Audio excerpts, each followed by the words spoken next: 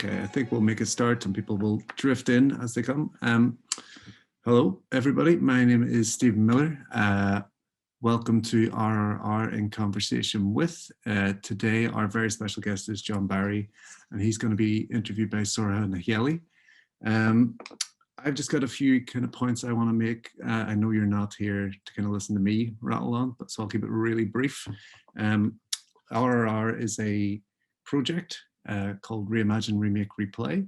Its sole purpose, well, not sole purpose, but its ideology is to provide and link with young people and give them opportunities to connect digital technology, heritage, museums, collections, all that kind of stuff.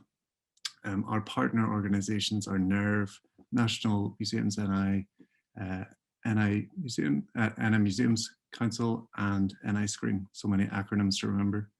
I'm going to introduce John Barry, who is here somewhere.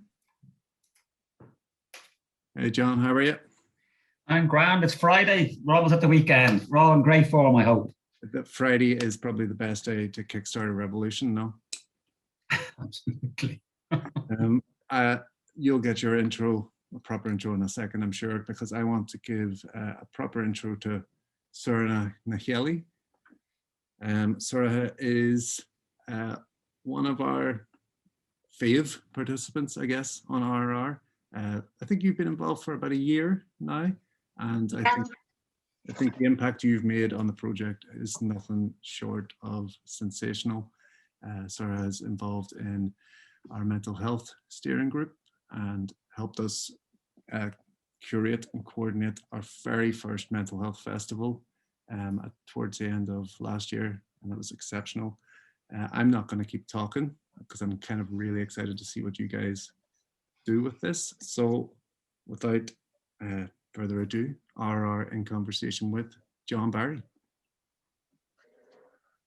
Hello, John. Hello, so good to see you again. I have an unreal introduction to you written down, if you want to hear. Should I be worried? I have it here that John Barry describes himself as a recovering politician, a Green Party councillor from 2014 to 2018 for Ards and North Down. Also, the location of my favourite National Museums Northern Ireland Museum. Your Twitter bio states that you are a professor of green economics at QUB. You're interested in post-growth economics, sustainability, resilience, and low-carbon energy transitions. But most importantly, you are social distancing from neoliberalism. I love your Twitter. It's so good. It's just. And I also cycle a lot as well, folks. I have other interests outside these too. Well, it's lovely to see you, John, because we've been planning this for the last couple of weeks, and I think we all wanted to start with a big hello to everybody out in the ether who's out there. We wanted to say hello, and if you can you post into the chat box we're going to use to keep it nice and interactive today, and we just want to hear your name, where you're zooming from, and one word that describes how you're feeling today. So I think my vibe would be so dairy, excited. What about you, John? John, Hollywood, super excited. I'll raise you one. It's like poker here. We're going to keep using the chat throughout the day. Feel free to post as much as you want. Whenever I feel something resonating with me, I like to post a lot of plus signs. Feel free if you're like, woo, I love what John's saying here. I want to hear some plus signs, and I'll be keeping an eye on the chat throughout the day as much as I can. Oh, we've got Chloe from Belfast, and she's giddy. And that's our John Barry in Hollywood, and he's super excited, or as we say in Dublin, excited and delighted. Or to give it its proper term, excited and delighted. That's how you properly say it in Dublin. That's the way. Okay, I don't know if I'll get it, but by the end of the day, we have Sophia and Donegal. She's ready. Niamh and Belfast buzzing. Plus. Oh, Niamh. Emma, Belfast, anger is an energy. Yeah, that's something John's going to be chatting about today. Plus. Love it. Do you keep posting in Alana, Belfast, Erwin, Namika? Yeah, Alana, McNamee, Gilligori, all together. We are going to be starting our chat today. Oh, Stephen's in Belfast and he's up the wobblies today because for the Uber win, we'll be chatting about that. I think we want to start today, especially with a check-in, because John, something you're really on and very like au fait was talking about, it was one of the first things that we really spoke about was climate anxiety and what that does to you, like, and does to the individual who's experiencing it. I guess I wanted to start by asking you, what is climate anxiety? I know a lot of people have heard it, they've probably read think pieces about it, but what's your big John Barry? Well, it's really good of you to mention that, because it's an under spoken about aspect. You hear about climate, it's all about government policy or the science, and all that's important, but it's actually about our emotional resonance with an issue. And climate anxiety, it covers a variety of emotional responses. You know, does it get you down when you hear about, oh, I'm fucking fed up with it now. I I've got Brexit, I've got the pandemic, and then you're going to hit me with the climate crisis. But also it's a sense more particularly, and it's more acute with young people, although people of any age can get this feeling. It's a sense that your future has been stolen. Your future is no longer what you thought it was going to be. And it adds to this sense of maybe a dread, where you're not looking forward to the future because it's going to be, you know, much more unstable. But also then, just to add to what somebody said in the chat, there's a justifiable sense that I think young people in particular should feel justifiably angry, because you have done nothing at all to create the conditions that we're now facing in terms of the climate breakdown crisis. I don't think it's my generation necessarily. It's got to do with a thing called capitalism, folks. It's got to do with carbon energy. It's got to do with the structure of our economies. And again, it's something I know we get into so about absolving yourselves, please, of the individualized response. This is not a very productive way of thinking about this issue. So all of that complex of issues is this sense of climate anxiety. And we're hoping today, whether it's through anger and a sense of injustice, that you come out at the end of our conversation hopeful, energized, and with a sense of direction of where you might want to take this. Exactly, John. Like, I think that was one of the first things. Like, it's so nice to see that people are optimistic. Like Nolene's saying she's optimistic and John's happy. And like, we do have people, for example, coming in and this is their first time on Zoom. And like the way things are at the minute, you know, we're all online. Everything does get so overwhelming. Like the first time I spoke to you, I was like, John, I'm not sticking to my veganism, and I bought a can of Coke and I'm going to hell. I was like, this is it. I'm the worst. I can't talk to you. And it's absolutely normal and natural for people to, because it's the one thing you've got control over is your own individual behavior, your own individual thoughts, your consumption habits, and therefore it's natural. My big takeaway for you today, folks, is this is a political issue. It requires the state, it requires corporations, it requires, you know, big institutions, our transportation system, our food system.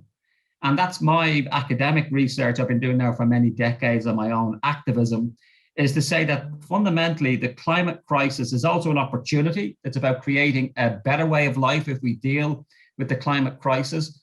But it ain't going to happen. There's no app for this, folks. There is no, you know, you individually responding can be helpful, but recycling more ain't going to fix the climate. You know, feeling guilty about having a non-vegan burger is not particularly healthy in terms of this issue. So again, it's an issue we'll come back to it probably a few times now. What does that political struggle look like? And I speak as a former politician and a recovering one, that I think the current political system is broken. We're going to need, to move outside the representative democratic system, to listen, particularly to young people, and crowdsource ideas about what we do around the climate crisis. But it is challenging, there's no doubt about it, but please don't think that this is a kind of a negative area. I think it's presented like that, and that's the climate anxiety. It's also about what are we losing now in our current systems? What can we gain by creating a renewable energy, sustainable economy? And we may want to talk about some of those issues as well. I think that's exactly it, John. And it's like, you take what is just massive and it just becomes your fault. It's your fault. And I think I'd be interested, we have a poll, I'd be interested, Stephen, if we could ask everyone, like, it's a yes or no question. Do you experience climate anxiety yourself? Do you relate to what's being said? Do you take these like big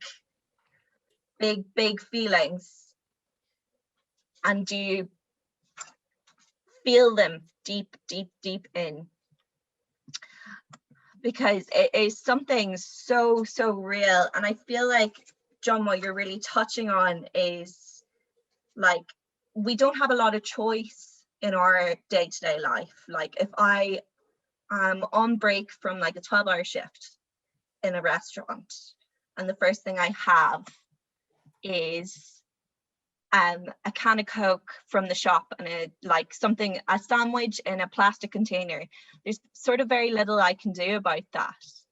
Yeah, and it's also about, we shouldn't deny ourselves pleasure and luxury and so on, and that many of us feel that somehow denying ourselves is the appropriate way to respond to this issue. I think there are some benefits in kind of, having a mindful, where you're mindful of the issues you consume. I think there's certainly something to be said around that. But I think it really is about presenting the challenge and the opportunities of dealing with the climate crisis as fantastic opportunities to remake society. I mean, there's a wonderful, cartoon you see going around the internet and so on. And it's of a guy at a conference standing up and shouting at the presenter, who's a climate scientist, and says, but what if climate change is a hoax and we create a better world for nothing?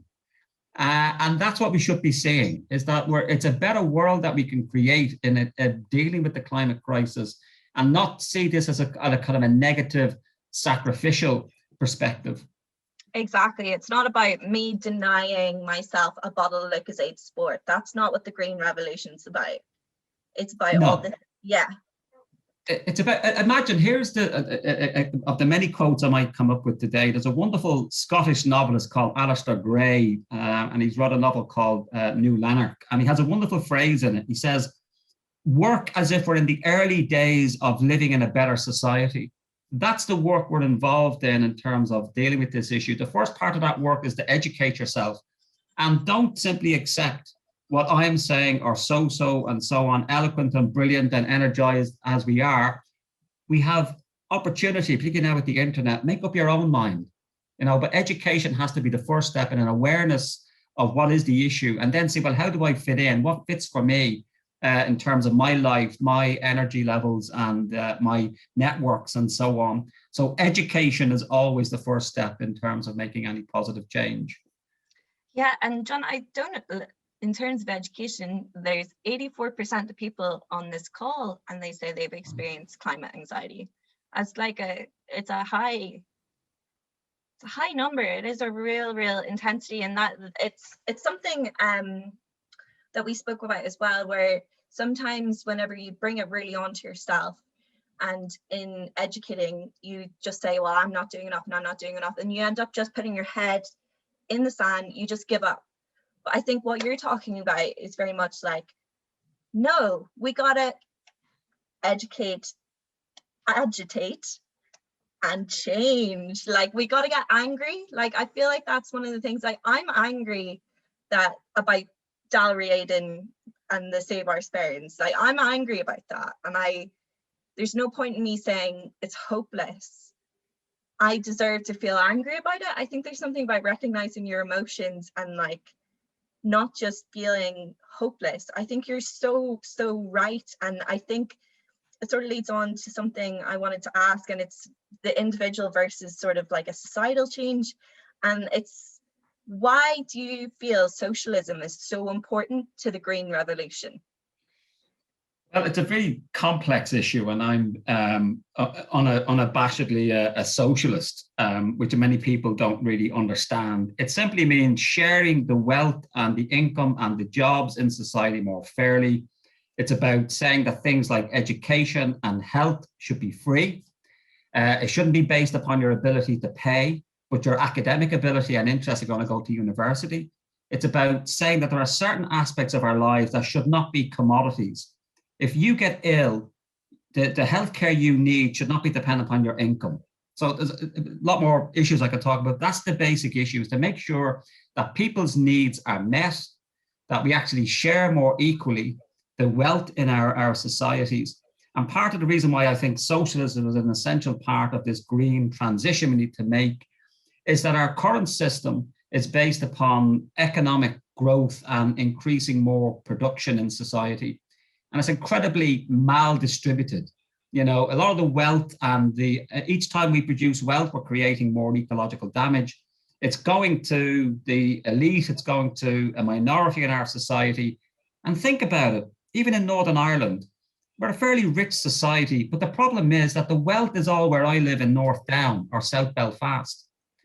We have people in our society who will be praying that the weather is not cold tonight because they're going to say, do I heat or do I eat?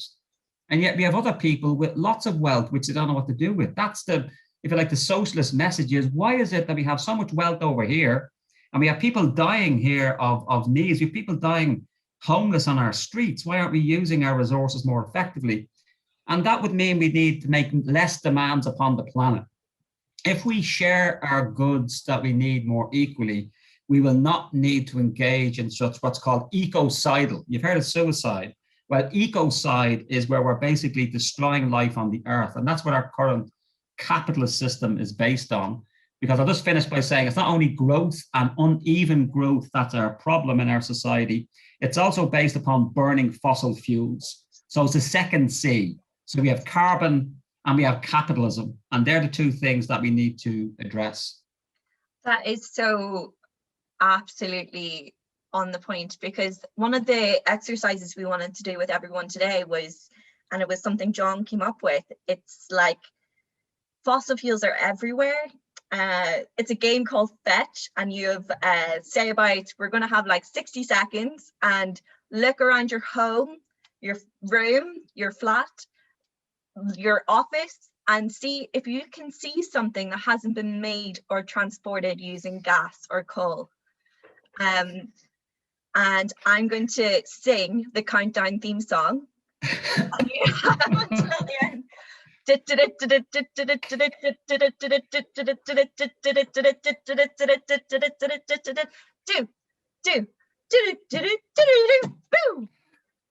John, have you found anything? I have, can you see what I have here? It's air. Air is the only thing in the room I'm in that I can think of that hasn't been transported by coal, oil, or gas, or made by coal, oil, or gas. Paula Downey's here with you as well, saying nothing, absolutely nothing.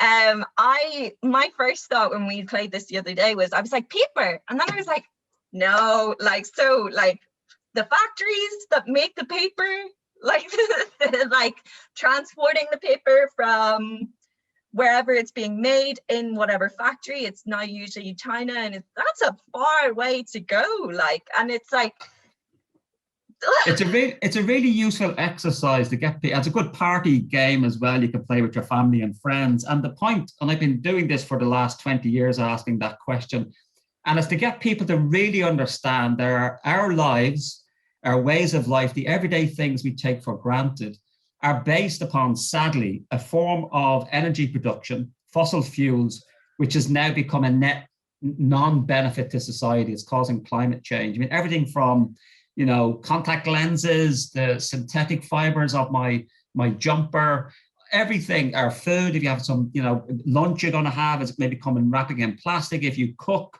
you're using energy produced from fossil fuels. And it just shows you how we're locked into a carbon-based system. And that's, again, the education and awareness of the challenge that is facing us. But think of all the opportunities of creating a low-carbon green energy economy. Because, for example, just give you one example, is that we wouldn't be dependent upon imported fossil fuels from the likes of Russia or Saudi Arabia, which have horrendous human rights records, yet we're dependent upon these. And also it would improve our energy security locally. We have a lots of wind and even sun. With solar panels, we can capture the energy.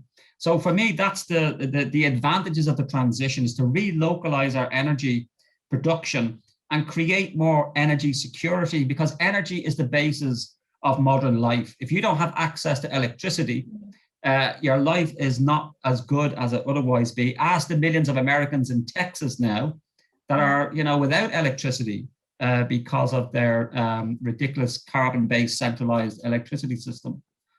That's exactly the example I was thinking of whenever it comes to a current crisis that's actually in the news.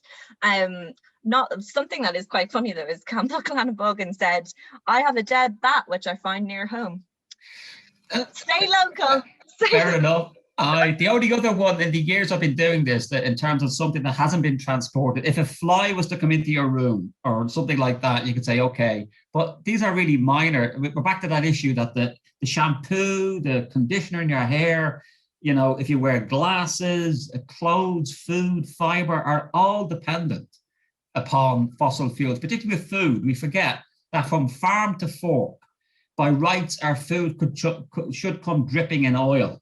The fertilizer requires energy. The Massey Ferguson tractor, transportation to a food factory, then it goes to the supermarket. Every step of the way involves carbon energy. So again, it's an interesting proposition to think about, is to say, well, what can we change? Where do we start? Is it food? Is that where we go? Or is it electricity production or transport? There's so many areas that we can roll up our sleeves and start making a difference. I think that's one of the things I experience a lot, and it's something I wanted to ask your opinion on, which is what to do in the face of the green capitalism that's so focused on food. So I was talking to Emma McAleer, who's on the call as well. We were talking about that Oatly ad at the minute, where it's like, talk to dad about milk, but like Oatly, it's a very capitalist focus. It's not doing great things for the society. And similar, we're going to talk about divestment and stuff. And similar to those investment profiles of pension schemes and universities, Oatly's like conglomerate owner is involved in so many terrible things.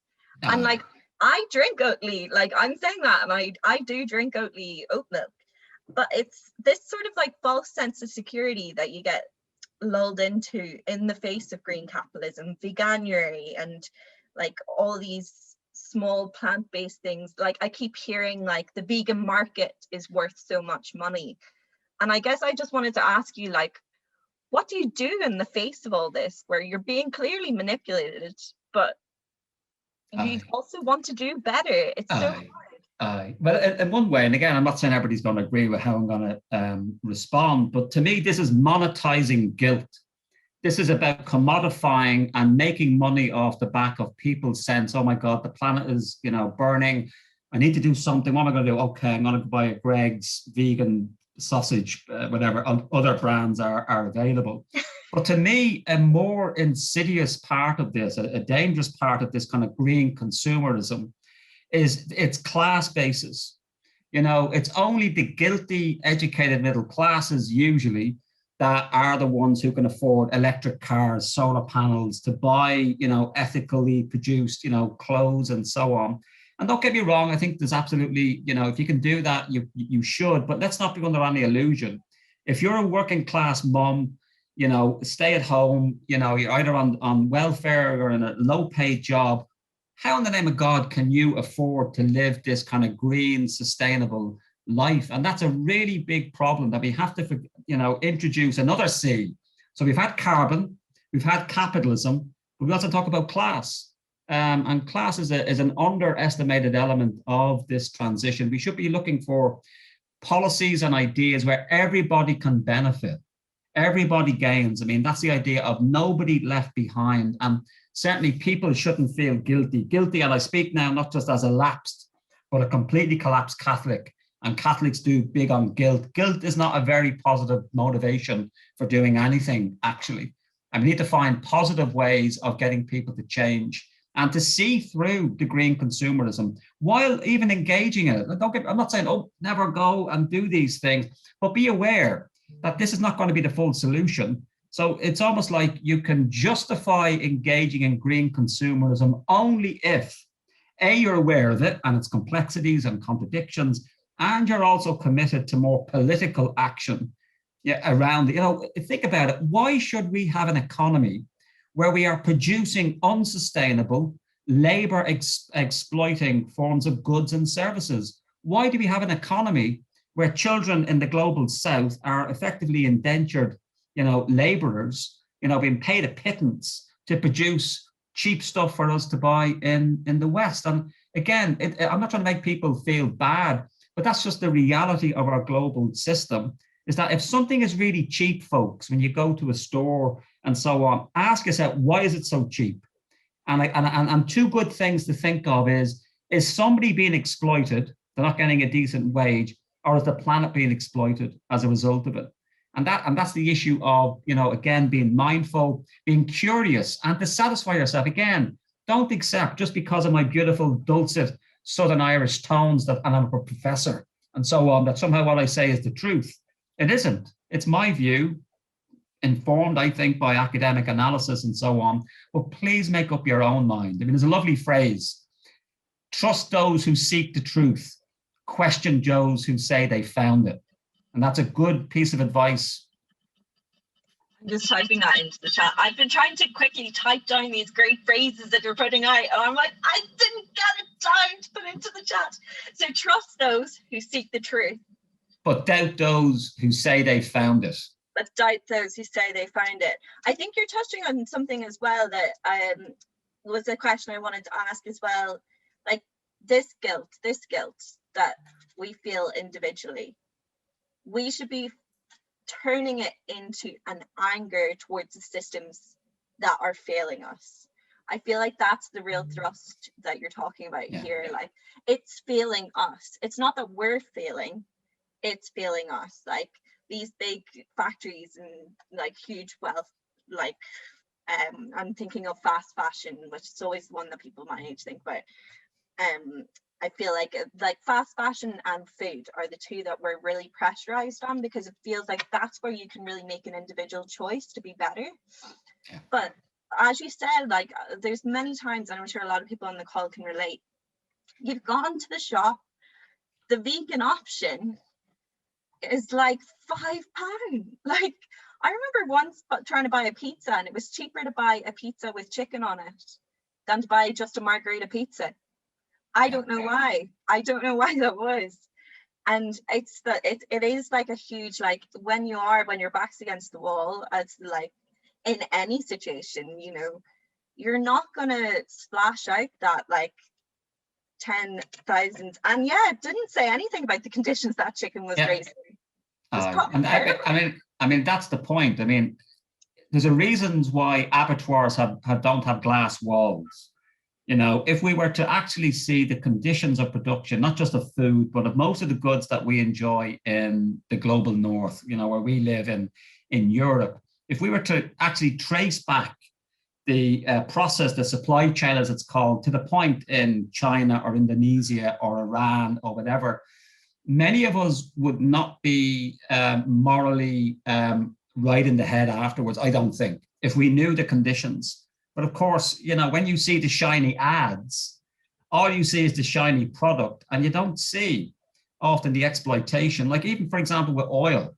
I mean, oil causes tremendous ecological damage in places like Nigeria, Venezuela, Russia, and so on. We don't see this. It also causes horrendous human rights abuses. Again, we don't see this. And if nothing else, particularly now with the power of the internet and so on, for people to be encouraged to trace the conditions of production, because all we're concerned, and this is the problem again with consumption, we're only looking at the point at which you buy something or don't buy it. Well, trace back that product and see how it has been made, and ask yourself, why is it we live in a world where it's legal, it's profitable to have products and services that are based on the back of the exploitation of people, of places in other parts of the world, and the equivalent, and again, it's an exaggeration and people may reject it, it's like the slave trade. You know, slavery created a lot of wealth for people. And in fact, we're still living with the legacy. That's the whole, I think, great insight on upsurging of consciousness around Black Lives Matter is the legacy of racism and slavery. But a slave-based economy produced a lot of goods and made people wealthy. Even and a lot of people in you know, England and America benefited from that. But many people didn't realize, oh, I didn't know how that was made. So I think it's about us becoming more conscious. But again, it's about how can you as an individual affect the entire supply chain? You can't. That is a job for collective action of people coming together. And it's particularly a job for the state. The state has been derelict in its duty. The first job of any state is to protect its people. And what we have at the moment is that states around the world have not protected their people from the climate crisis. They've certainly not served our young people well. Just to finish in terms of it's not just fast fashion and food that are systems that are problematic. Our education system, where in your formal education system, those of you listening, where you introduce to these ideas to say, this is the current condition the world is in. It's not very good. Here's some of the causes.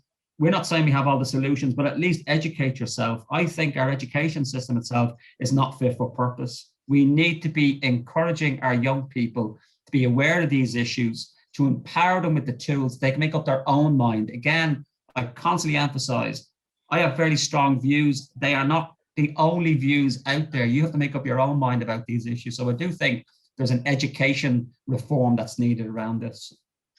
It's so interesting because on education, you do end up in these systems, and this idea of education, I know one of the questions we want to ask today later is about the role the heritage sites and museums can play.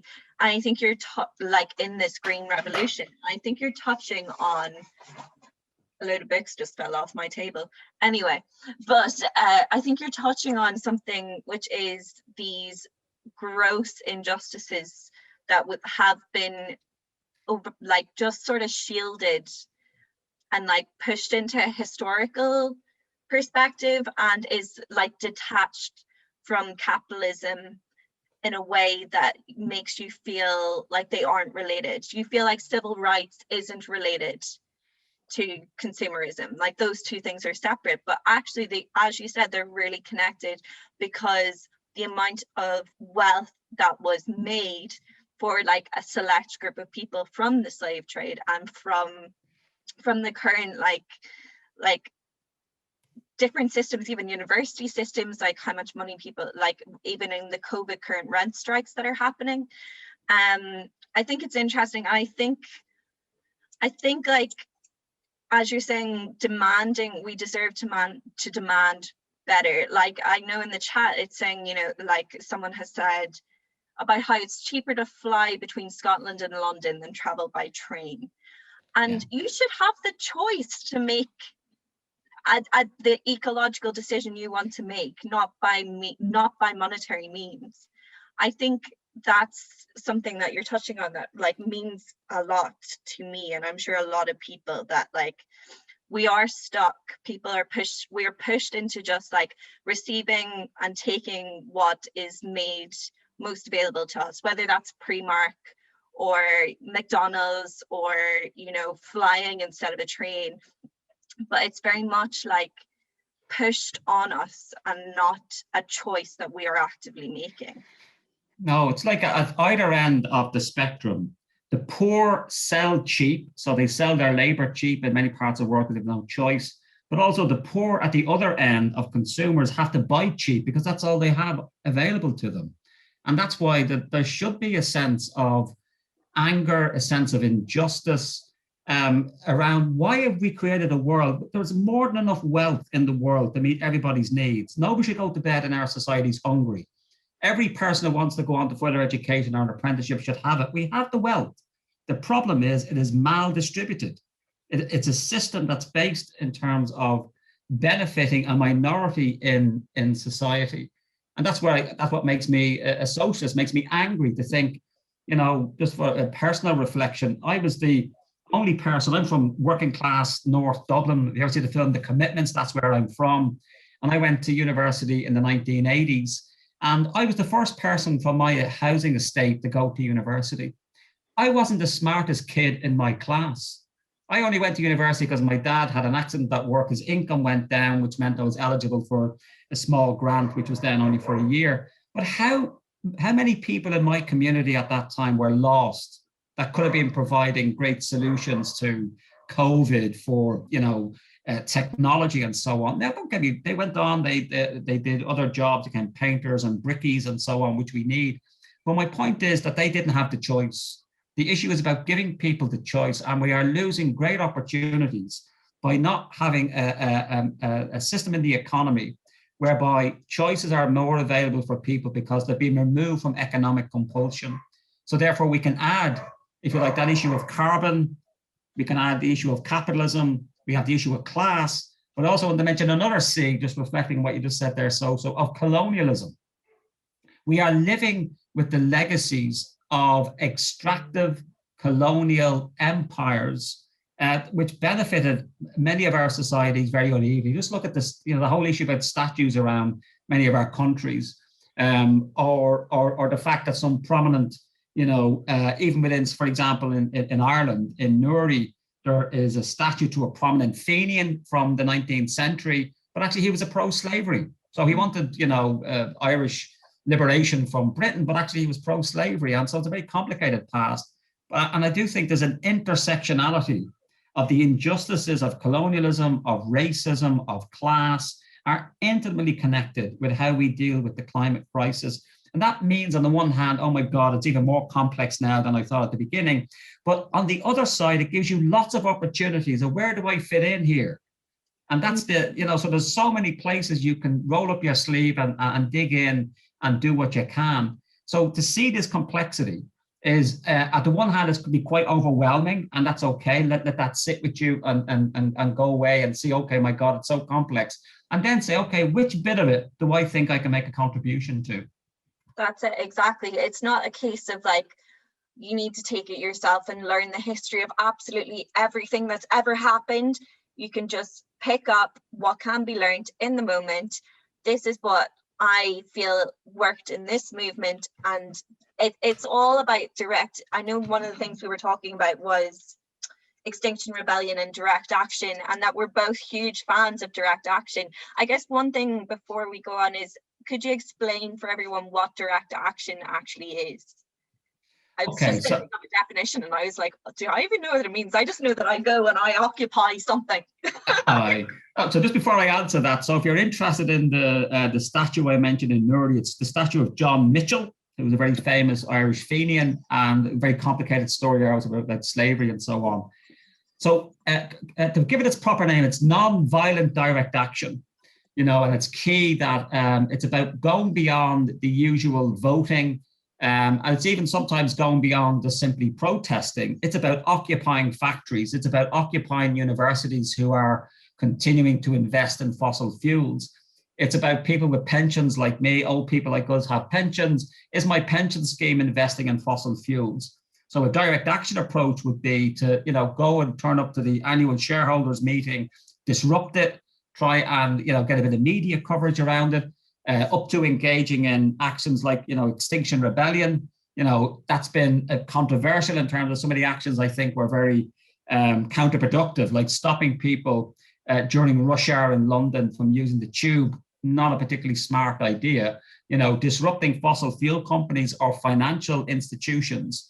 I think that's a much better way. So direct action, in my view, has to be non-violent against, those institutions of the state or those institutions of business and corporations that we can identify as being the major causes of the climate crisis. Because here's the reality, we know the names and addresses of those corporations and states who are creating this problem. There's not that many. They meet every year in a place called Davos in Switzerland. This is where the global elite all come together. So the issue is those who are organizing, in my view, the sustainable degradation of our planet, They are creating the conditions for, exploiting life on the planet. They're very well organized. And so the question for us is then, who are against that, how are we organizing ourselves? And one way is through, I'm not saying don't vote or don't get involved in party politics. I was for many, many years, but I really think that that is insufficient to what we're dealing with now. Think about it. Did slavery end because people in the British Parliament said, that's it, we're going to ban the slave trade? Did civil rights, be accorded to people in this part of the world or African Americans because people politely said the existing system is going to give it to us? Did women get the vote just because, again, they politely said, oh, the system, we've made our point, will you please give us our rights? Power never concedes anything without a struggle. Look back in history, and this is the importance of heritage and history, and say, well, how have other changes happened in our society? And it's always a combination of social injustice, mass mobilization, and challenging the existing power structures, whether they're economic or political. And I am absolutely convinced, even more so as somebody who used to be a councillor for many years, that the system is broke. And in fact, you could say, well, it's not broke, it was made that way. It's just not appropriate for the task that we're dealing with. I think that is exactly the thing. Like people feel like, as you're saying, like people feel like they get like direct action fatigue or petition fatigue. Like, interestingly enough, actually on the John Mitchell statue, thank you to Niamh, the legend of Niamh, that there is a campaign by local people to get the statue down and John Mitchell Place renamed.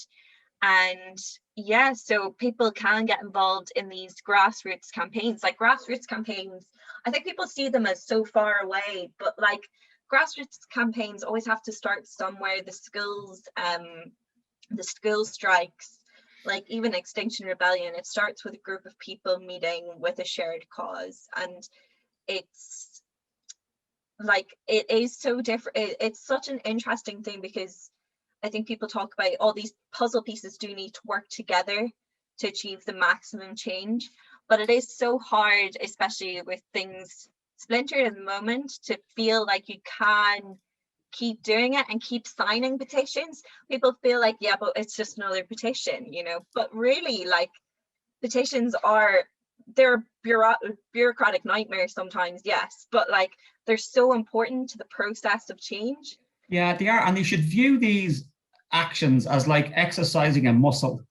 They are forms of you exercising your democratic right. And certainly, if I were to give some advice to people in terms of their interest, well, where do I start? Well, I would say dig where you stand. As you can tell, I'm fond of alliteration. I mentioned carbon, capitalism, class, and colonialism. I'm going to give you 3 Ps now, which can be understood as a way of conceptualizing where you can be as an activist. People, place, and planet. It has to be always about people. Yeah, you can include the non-human world as well. We should be kind to those. That's why, like W.B. Yeats, or I think it was, who said, I like animals, therefore I don't eat them, they're my friends. So don't eat your friends. So shout out for plant-based diets and so on. But then there's the issue of place. And I think this is a really important issue about we should be re-inhabiting our places where we live, our communities. So it's great that folk in Newry, and they are the appropriate people who should say, well, what are we going to do with this statue? Yes, on the one hand, you could say he's a very important historical figure, but a bit like the Colson statue in Bristol, you could say this is promoting slavery and so on. And it is also then about seeing it ecologically. What are the areas where you live that are being destroyed, whether it's Dalridian in the Sperrins and so on, or a river, the River Faughan in Derry is subject to horrendous environmental pollution, or our beautiful Loch Ness. And a shout out here to James Orr, who's head of the Friends of the Earth in Northern Ireland. He describes Loch Ness as our 7th county in Northern Ireland. I think it's a lovely way of describing it. And yet it's been systematically destroyed. And so the issue is to look around and say, well, where can you, dig where you stand, start re-inhabiting and becoming acquainted with the place, and that includes the people.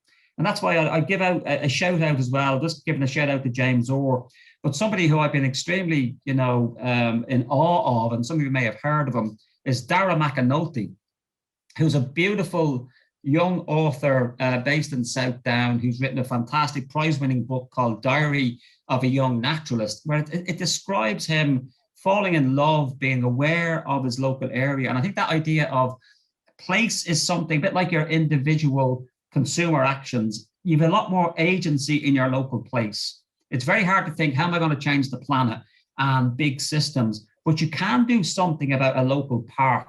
You can do something about your coastline. You can do something about a local river and so on. So my advice would be dig where you stand, connecting people and place. That then helps the other P, the planet.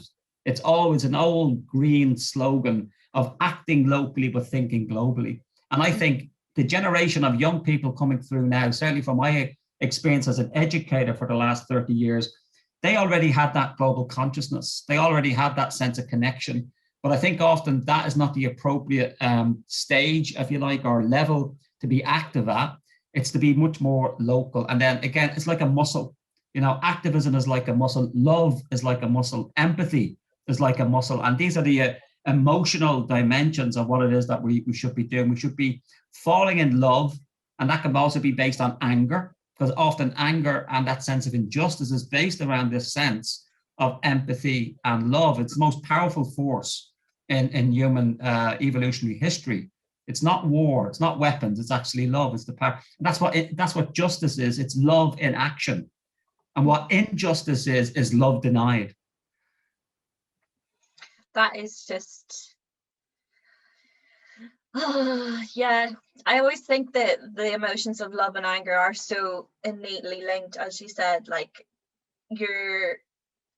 it's a power of emotion. I know people talk a lot about neural pathways, which is like just about exercising the neural pathways to get from one place to another. So I'm thinking about people who went into like very capitalistic degrees from like day one, and like of course their neural pathways are telling them make money, things like the more money the better. Whereas like I feel like, and it's something we've talked about, which is sort of like this multidisciplinary education system encourages like just like that we're exercising different neural pathways and different muscles and different emotions and different ways of thinking that aren't just, you know, I am a business student and I will start a business. You know, I feel like there's a couple of things I wanted to talk about, especially I did my undergraduate in Dublin and Trinity, and they always were encouraging us to be entrepreneurs. And I was always confused what that really, like we were all sitting there like, you know, it was like, what, why? Like what, like it was like we were constantly barraged. It was just a barrage of, this is the time of the entrepreneur. And I was like, I don't really get what that means. But also while I was there was the divestment from fossil fuels campaign, and it was successful. I think you told me that 9 universities or 6 universities across UK and Ireland have divested from fossil fuel campaigns. I think the first thing I want to ask is, or ask you to explain in case people don't know, is what is divestment from fossil fuels? So divestment from fossil fuels are essentially trying to look at every big organization, whether it's a university, a pension fund, even governments themselves will have investments in, you know, various activities to make money and profit. And divestment is about looking at, well, what are those investments of an organization like a university in terms of invested in, have they been invested in the extraction of oil? Are they invested in the arms industry? So it's not just about environmental, so there are other ones as well. And it is about saying, well, if it's wrong to burn the planet, surely it should be wrong to make money from the burning of the planet. And also it's a real contradiction for an education institution like a university that, you know, of which I'm a member, and I teach, you know, climate action, climate justice, and yet my own university, Queen's University, is still invested in fossil fuels. It's just something, it's not right, you know. But there is good news that, you know, you mentioned there, it's about 10 now at this stage that have divested, and including other organizations like the Church of England.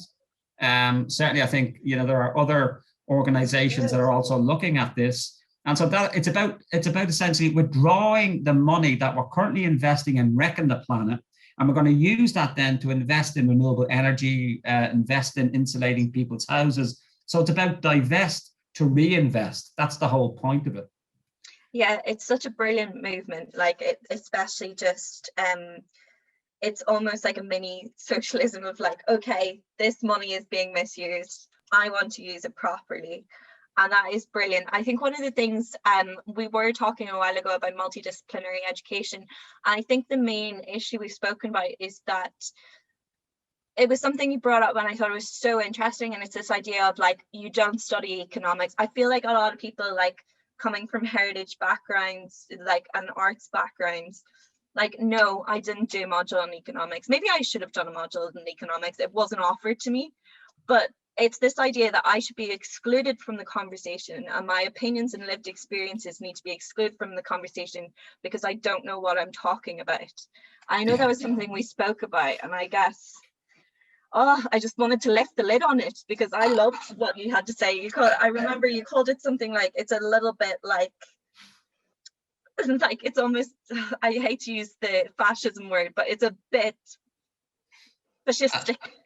Yeah, well, it is connected in a way, economics. I'll describe what I mean by that and how powerful this particular discipline and knowledge is in our society. But it's connected to your feelings of, I think I'm glad to hear that you were kind of reacting against that entrepreneurship being pushed upon you in your studies, is that they are both connected. I mean, a lot of education today is about giving people the skills to become workers or entrepreneurs, to make money. You know, the skills around being an active citizen, the skills to be a poet, the skills to, you know, be creative in a different way. That kind of, yeah, of course, we're not against that, but really, if you want to be really successful, you've got to go into business and so on. So on the one hand, you could say, well, okay, let's take entrepreneurship. Why can't that be around worker cooperatives? Why can't that be around non-individual ways of being a wealth creator? Because the model of the entrepreneur is like that ridiculous notion of that other beardy idiot, a bit like me, Richard Branson. You got to be this, you know, individual, or Elon Musk. And that's where actually the Marvel character Iron Man comes from, folks. There's a lot of, you know, not too subtle messaging going on there in terms of it. The whole Marvel franchise, by the way, is an anti-state. You know, it's an anti-socialist propaganda. And that brings me on then nicely to economics as a form of propaganda. Is that the way economics is understood, whether you listen to the radio or see it in the newspaper, or if you're taught it in secondary school or university, you're taught only one form of economics, and that's capitalist economics. And it's basically a form, in my view, of ideological indoctrination. It's a bit like if you lived in an authoritarian regime and you were taught a particular way of loving the great leader or whatever. Well, it's no different in my view. And again, I'm being provocative, partly just to provoke people, and also provocation is when the truth loses its temper, is that the way economics dominates our societies is so subtle. Like, for example, in the artistic world, it drives me demented. Why should art have to justify itself by its economic return? Art exists for its own sake. It's part of living in a civilized society. And yet you see the public debate of the Arts Council, or even in museums and so on. It's all about, you know, getting to the bottom line. And to me, that completely misunderstands what it is, the nature of those activities. Education, folks, should not be seen as a business either. Education stands on its own. It's not about whether or not you become an entrepreneur and so on. It's about, have you become, you know, enlightened? Have you come to, you know yourself better? Are you able to distinguish between truth and false, and particularly in this age of fake news and so on? So I could give you a whole lecture, because it's part of my academic interest, is the ways in which capitalist economics has infected education, infected our health system, so we have to have privatization. It's infected our government system, which is all around, based upon the logic of this capitalist economic system. And I think we have to look at feminism. There are feminist economics. Has anyone ever, kind of question, why is it the unpaid work of women never gets included in our gross domestic product? That's the official measure of economic growth. Have you ever wondered why, the chief executive of many corporations what is it worth to that corporation that they're toilet trained? Think about it. You kind of say it's just ridiculous, but it's not. That's been a free labor, mostly given by the mother. And that's where our language comes from. That's where these basic rudimentary social skills, including toileting, the market system did not create that. That was created on the free labor of mostly women. But did a woman get a check from Coca-Cola or Google and say, listen, thanks very much, Mrs. Murphy, our chief executive knows how to speak and is toilet trained. There's $1 million or euros. No, why? It's work. It's valuable. It's needed. And this is part of the problem with our current economic thinking. So if there's one form of knowledge I'd like you to investigate is economics and what that means, and see that actually there are many ways of understanding economics, and all we've been given is one. So it's like the old saying, if the only tool you have is a hammer, everything's a nail. And what we need is a much bigger toolbox to deal with the problems that we're facing.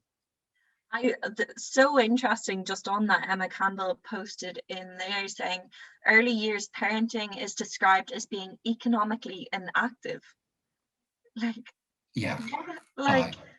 was rewatching, so Anne Robinson has been announced as the new Countdown host, and on Twitter they're pulling up all her old, the horrible right-wing things. The TV was so right-wing in the early 2000s. I think that's something that as you said on Marvel, people will brush you off oh, it's a conspiracy theory, whatever. But when you actually look at some of the language used, so it was 4 o'clock on weekdays, Anne Robinson was needling single mothers for being single mothers and on benefits, and was asking a contestant, how many ASBOs does your children have? And so you don't work, so you're on benefits.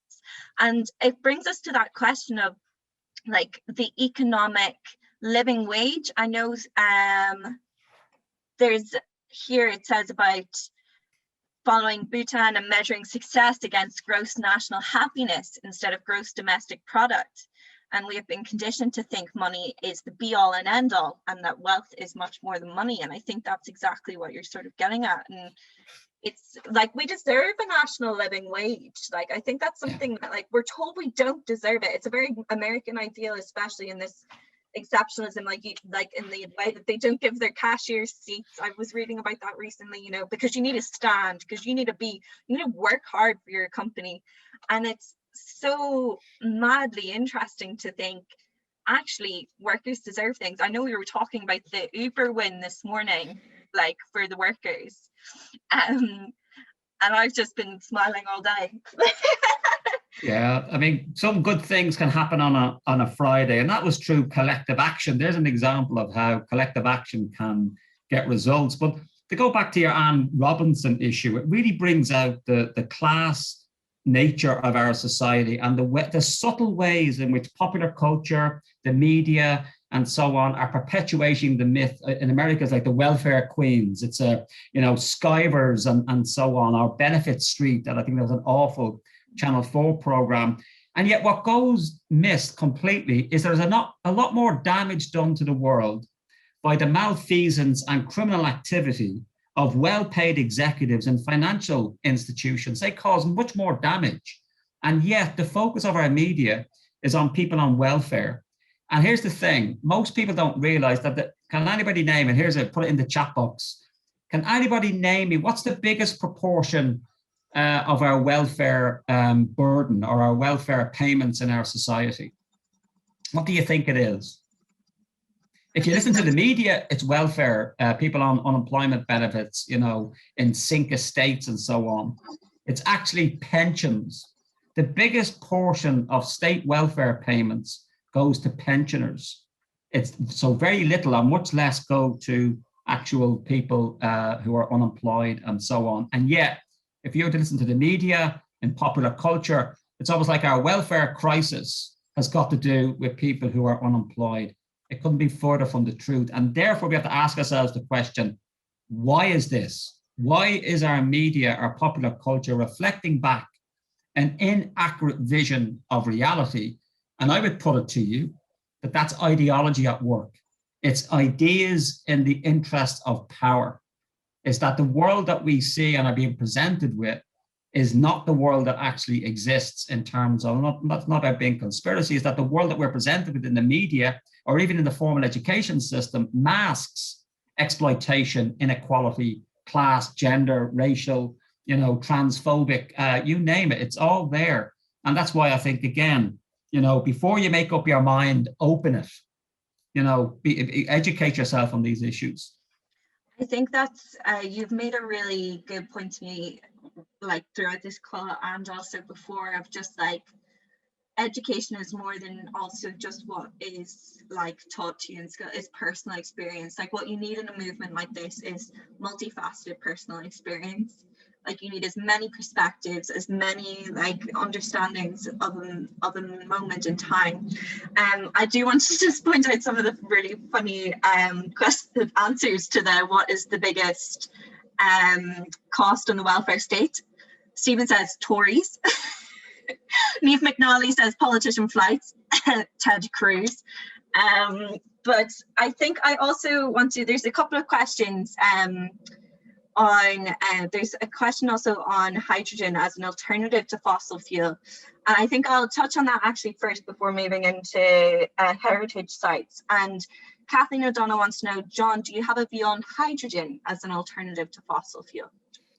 I do, in part because I'm involved in a research project about hydrogen buses, of which, to be fair, Northern Ireland has a world-leading exemplar in terms of Wrightbus in Ballymena and work we're doing at Queen's University. The key issue is that hydrogen will be part of our renewable energy transition, but it depends on what's producing it. You can have green hydrogen. So it's essentially, so for those of you who don't know, hydrogen is essentially a way of, it's like a cell. It's a battery for the energy that you create. The problem is, how is that battery being charged? It can be done from coal, it can be done from oil, or it could be done from the sun, from wind energy. And the key issue is how it's produced. We need green hydrogen, in my view. I think that would be really helpful in terms of public transportation. And there is some examples. We do have 1 or 2 buses in Belfast being trialed to run on hydrogen. So I think it's part of the solution. But the real issue of the energy transition is not just about switching from coal, oil and gas to renewables. It's to say, well, what about reducing our energy use? What about energy conservation? So in other words, don't think that the energy transition story is about a certain, volume of energy we currently use, that's carbon, and we know it's bad, and then we're just going to, plug and play and have a renewable energy that's the same. What about reducing that energy? Because we waste so much energy. And if you want an example of that, go into my university pre-pandemic and walk around at night sober and look at all the lights on. Now, I'm happy to admit maybe some of my colleagues were working late, but I bet most people just didn't bother their arses to turn off lights and so on. We waste so much energy.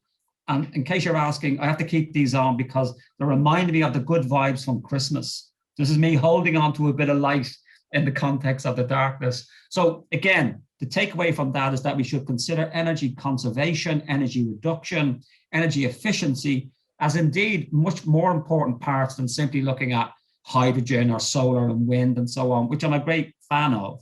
But we do need to start looking about reducing our overall energy consumption. I think you've also made a good point there right at the end about, somebody once said to me, don't make your budget just whenever you're self-employed. I had a mentor and she said, don't make your budget just like the minimum that you need to live on. Make it the minimum for you to actually be a healthy, happy person. And I think like I think a lot of the time, I think this was one of the criticisms also leveled at Extinction Rebellion, which was you should really be like, martyrdom for this cause. Like you should make yourself miserable in order to imagine this green future. Like that wasn't the whole movement, obviously, but I know it was one of the criticisms. But as she said, it's about managing happiness as well as need. It really is, and the green movement, of which I've been a member for many years, should hang its head in shame in a way for presenting a kind of negative, sacrificial view of what a green. It's about I can't fly, I can't eat red meat, I can't drive my car, and so on. And so it's been presented both by the media, but also by activists themselves in this kind of negative way. My own view is that we should have a view of the green politics, this revolutionary transformation, as a politics of abundance, a politics of prosperity. But that prosperity is not just about things. It's about having meaningful free time. I mean, for those of us who are lucky enough to have jobs, and that's a big learning moment in the pandemic, we now know who a key worker is. It's my brother who's a busman in Dublin, not me, the well-paid university professor, or it's the key workers in our care homes and retail, which are, guess what, very precariously paid workers, often very gendered. And so that's be a real lesson for us. Well, what are the key workers in our society? And in particular, when you listen to the news and so on, don't buy the bullshit that somehow the economy is closed. You hear this, oh, the economy, it isn't. The economy has now been reduced to its bare essentials. And we now know what the key aspects of our society is. It's like, as somebody said, it's only when the tide goes out do you know who's naked. We now see a lot of the problems in our society. But the real issue here is to see, you know, the ways in which that, you know, the image I'd like you to go away with is the green economy is an economy where our basic needs are met. Nobody goes to bed hungry. We have renewable and abundant sources of clean, green energy, and that we have meaningful free time. You know, that's one of the most, you know, important issues for human beings to have, to exercise their creativity, is that many people take jobs because they're in debt, and debt is an incredibly powerful way of disciplining a population. People look back in the 1960s and say, oh, look, students were radical and they were able to get engaged in street protests. Look at them now, they're all lazy and cynical. I don't buy that at all. If you are paying thousands and thousands of pounds every year for a university degree, and you're working while you're doing that degree, you're knackered, you're tired, you're worried about getting a job. And that's the constraints on people being politically active today. So the green transition is about radical abundance. It's about making sure there's enough things being created, and it's a much more rational way when things are collectively created rather than having a competitive marketplace and so on. And the real issue is, the real benefit of this coming decades of this transition is to have a society where we have enough meaningful, you know, free time. It's not about being unemployed, it's about meaningful free time, and we have it. I mean, think about it historically. Why is it that every major technological innovation we've had has led to less people working more rather than more people working less? So let's look at job sharing, a 3-day, 4-day working week. These are the types of things that we should be looking at. That's a much more, I think, positive attitude than the kind of negative, sacrificial way in which this green transition is often presented. Yeah, because I think that was one of the major things that I learned in talking with you, which is how society is framing this green revolution as losing something. And it was one of the exercises that we wanted to do today, which is with everybody. And we wanted to ask, like, what will we gain? Like, the skies are the limit. What do you think we could gain? Like, what do you see in our future green society? Like, do you see solar panels, flying cars, fresh fruit direct from around the corner, or botanical gardens at your doorstep? A 3-day working week, for me, it's a universal living wage. John Barry says more friends. Do you see meaningful time? Do you see, I want you to imagine all the great things that you could have. So, John, what do you see, for example? Well, it is around the intangible. I want to see people's basic needs being met. You know, that for me is the big gain in terms of, you know, I'm a great fan of libraries, for example, and those cultural institutions. And why am I a fan of libraries? Is that it means you can have the access to the thing you need, a DVD, I'm showing my age now, a video, a book, but you don't have to buy it off Amazon. You know, these are ways, and that I think that sharing economy is something we're going to have to have more of a discussion around. You know, the classic one, and it's very gendered in many ways, most of us are in households that have electric power tools and ladders and so on. And when do we use them?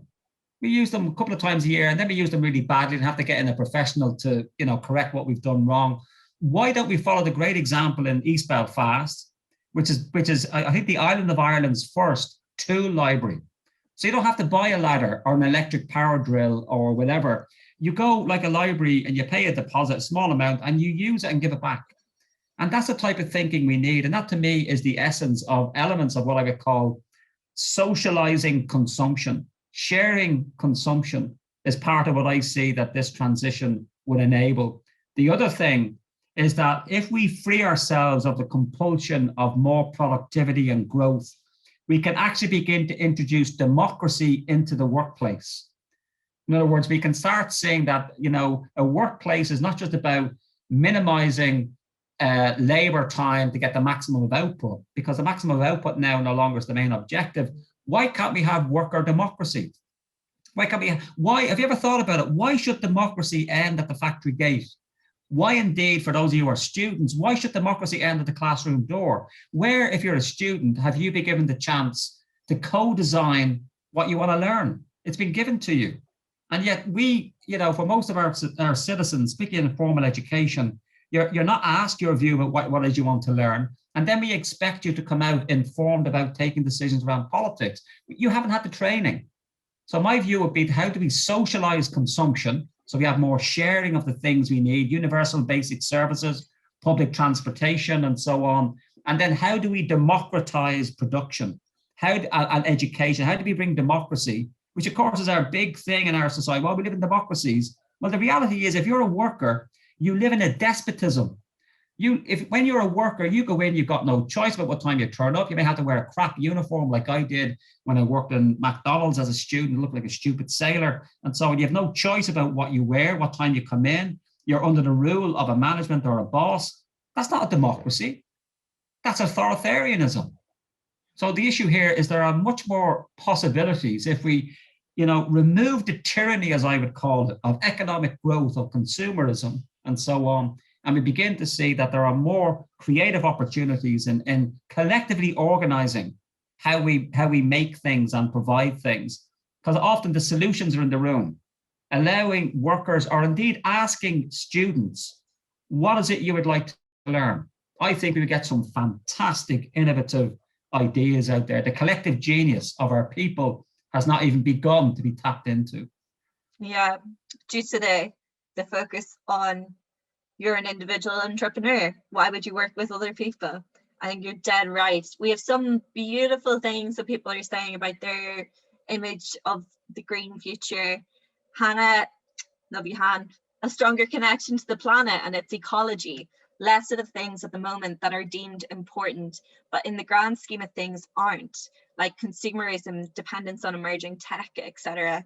Like that is so real now in COVID. Like it really, like, as you said, it's pared back the economy. So it's pared back, like, what do we need?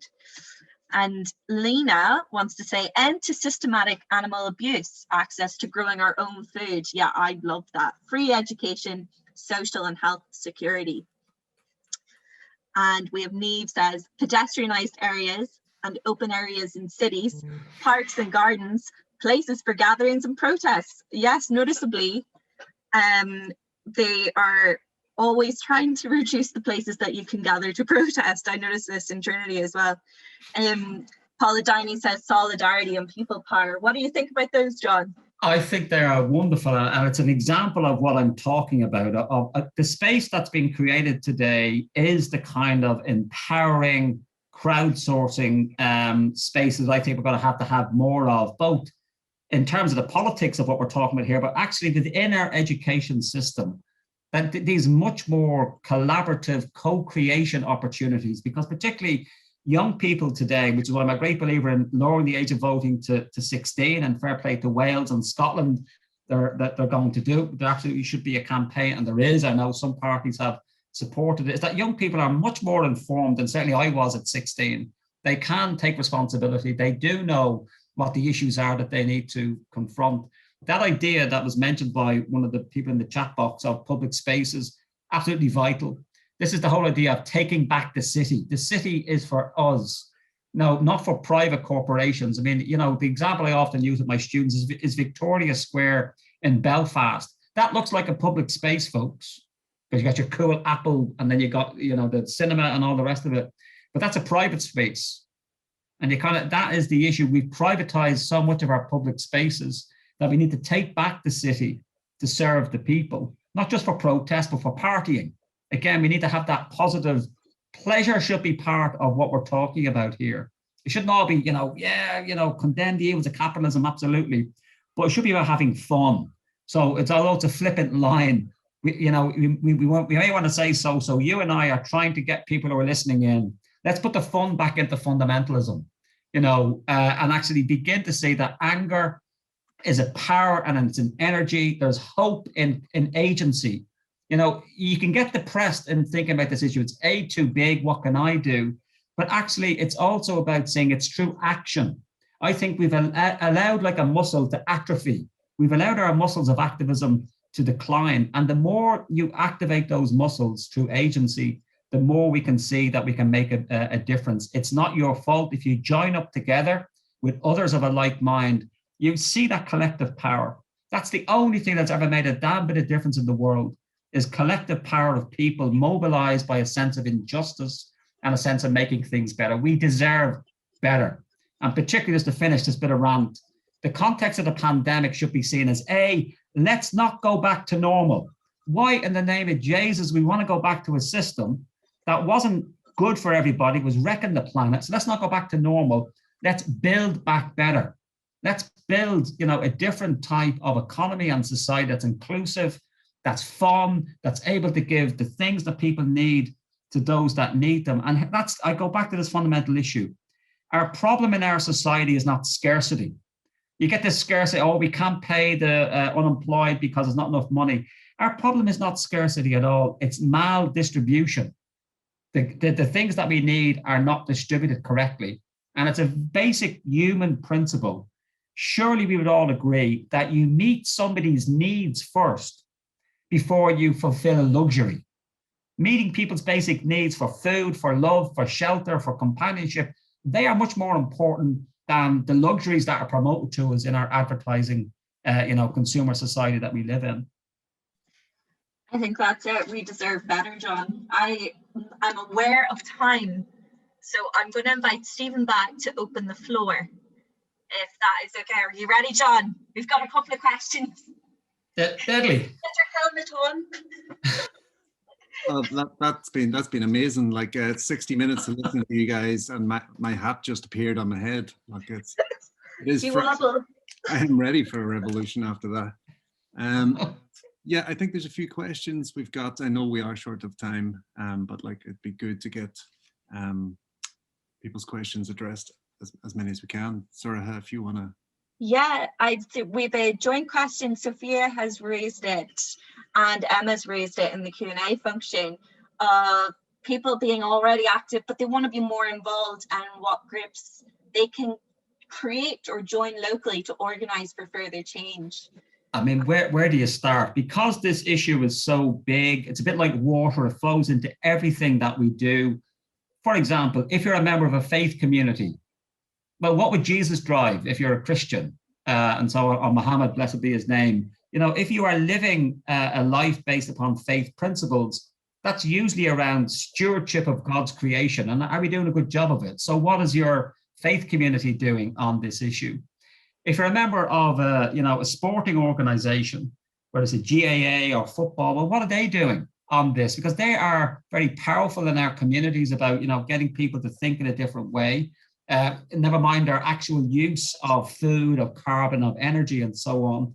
It's also about saying that there are, political organizations, lots of political parties, and so I'm not going to promote any particular one, but the Green Party is the one you should go for. But the issue is seeing, where can you make the most difference? What about your school? Many schools are eco schools, and I think that's a great idea to get the green flag. But are they really training grounds for what I would like to see of giving people the knowledge about becoming active citizens and so on? I my own view, and again, it's controversial, I have not been controversial enough. I think all our young people, by the time they graduate from secondary school, should know how to organize a non-violent protest, should have the skills to be an active citizen. They're not being. So there's another, issue that you can get involved in.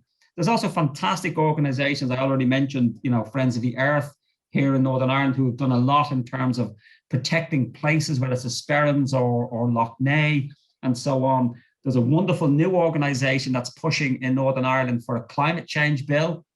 In case you didn't know, we're the only part, I think, of Europe Northern Ireland that doesn't have its own climate change legislation, which is a major problem. So there's an organization, a coalition of various environmental groups called Climate Coalition NI. I answered somebody in the question around this. So there's a whole range of organizations, faith, political, youth groups, educational institutions. And I even think, everything from the Orange Order, the Queen's University Belfast, the Belfast City Council, to the Belfast Health and Social Care Trust, they all have a role to play. Because again, these are big institutions that individuals are members of that we should be lobbying and putting pressure on. And for those of you who will have to vote next year, we'll have an assembly election around about May in 2022. Well, when these politicians darken your door, don't run away and watch Coronation Street, although I can understand that's your go-to response. Go and ask them, say, what are you going to do about the planetary emergency? What are you going to do about making our food system so that we're helping local farmers and we're not, engaging in horrendous animal rights abuses and so forth? So there's always opportunity, or indeed, if you want to, and it's just one of my, pet, it's not quite a pet hate, but it's a guilty pleasure, texting into the BBC to say, why are you describing it like this? Because if you actually listen to the mainstream media, you kind of come away saying, why have you described environmental issues in that really negative way? Why have you just given a platform to somebody who's a climate change denier, Sammy Wilson in particular? And so use 81771 to text in, and it's good fun, and it's great when you hear your name being read out as well. So everything there you can do. Use your phone, use your voice, and particularly use your voice. That's the most important thing you can do. But before you do that, as I said before you make up your mind, open it. I think that's really big on the sky's the limit. You can get involved as little and as big as you can, and being a pain is nothing. As Emma Campbell said in the chat, be a pain in the arse as often as possible.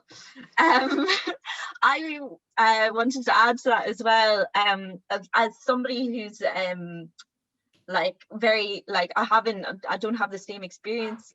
It's been very I've gone into grassroots movements via social media. There's a lot wrong with it, but you can easily get in touch with nearly anyone and start something very easily. Most groups, I assume Climate Coalition and I have a Facebook page. Yeah. Throw them a message. That is the brilliant thing, isn't it, John? You can just now throw anyone a message. I can throw you a message on Twitter. It's brilliant. Yeah, but this is it. And also, don't criticize the media. Be the media. We all have a lot more digital presence. Don't get me wrong. We cannot substitute that for actual boots on the ground and people on the street and that type of activism as well. But as a way of creating a sense of community with others. And a word of caution, and this is what I just to refer to what you mentioned there, so in terms of some of the downsides of social media, is that we end up in little bubbles. So we're only with all the people we love and we all feel the same. I'm against that view. I think we need to expose ourselves to those with very different. Now, I know it's difficult, particularly when you get gobshites and they're horrible, they're homophobic, human rights abusing. That's when you say, sorry, you're away. But there are people whose views are very different to yours. And it's important to listen to that and to take on board and respond, because that's part of what's gone wrong in our democracies and societies, that we have dialogues of the deaf. People are speaking past each other. That's the problem in America and why it's so broken. It's that people are not speaking to each other. So if you're on social media, do try and include those whose views are very different. We all have an old uncle or aunt who's got the most horrendous views, and you see them once a year at Christmas. Of course, it's all pre-COVID.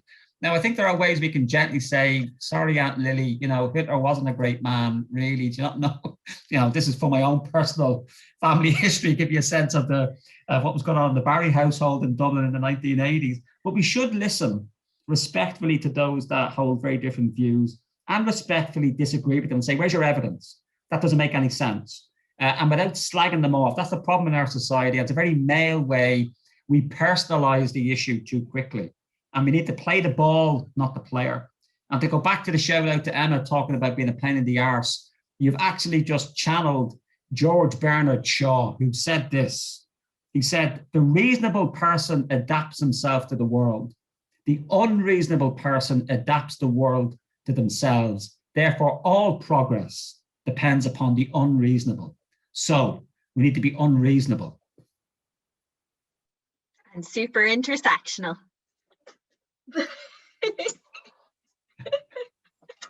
That's amazing. You guys are superb, and you're such a great team together. I could listen to you all day. And the only downside of your entire conversation is that I have to be the bearer of bad news and draw it to a close, because we are now at time. But John, I want to thank you so much for your time. You've been incredibly generous, and some amazing contributions. And Sorcha, as always, stunning. And thank you to everybody who watched and joined in the chat. That's been absolutely lit. So many great questions, and I think just being a massive pain in the arse is a way of life, isn't it? Absolutely. And I have to say, this conversation and the conversation, and also the people on board, that's what gives me hope. Hope is the creation of a possibility through community, and that's what we're doing here. I hope you go away enthused, intrigued, and so on, and hungry for more of this, because it's the enthusiasm and the anger and the sense of that things could be so different. That's the real issue. Never forget, things can be much more different than they currently are now. And particularly, we need to ask ourselves, why is it that our culture, our politics is telling us that it's easier to imagine the end of the world than the end of capitalism? Jesus, yeah, that's so accurate. It's unbearable. But I mean, I'm leaving today motivated. I mean, like, I think that poll at the start was just was really telling, that 84% of people on the call have experienced, and I was one of them, experienced a form of climate anxiety. But I'm leaving this call motivated, angry, and definitely motivated to do something, even small. Yeah, like, I'm just like, yeah, every movement is connected to the climate movement. Black Lives Matter, get that. We're going to get that statue down, sorry, and put it somewhere else. Yuri, we're coming for you. John, thank you so much. Sorcha, thank you so much. And thank you again to everybody on the call. We are going to be putting this recording up in a few weeks, hopefully with BSL and ISL as well. So you may also receive an evaluation email. We'd be really grateful if you could fill that out. Gura Mila Mayogov, Agus, Slán. Wonderful. Take care, everybody. Bye-bye. Bye-bye. And remember, you're more powerful than they can possibly imagine. All right, take care, folks. Bye-bye.